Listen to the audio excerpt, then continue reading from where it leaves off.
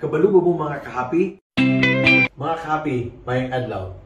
Natakaron sulod sa 2-bedroom model unit sa Royal Ocean Crest Mactan.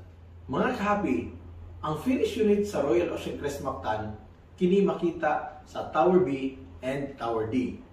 Ang bare unit kini pod makita sa Tower A o ang Tower C. Kabalubo mo mga kahapi nga ang Royal Ocean Crest Mactan adunay duha ka klase nga 2-bedroom unit.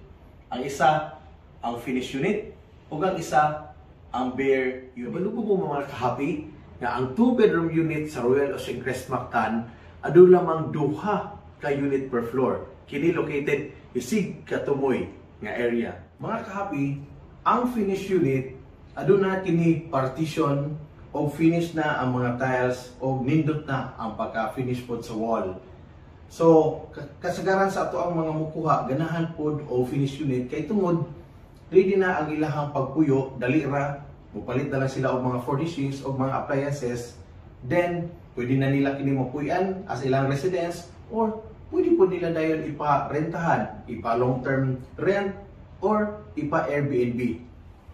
To know more about Royal Ocean Crest Mactan, please visit and like my page, Cebu Happy Property. Thank you.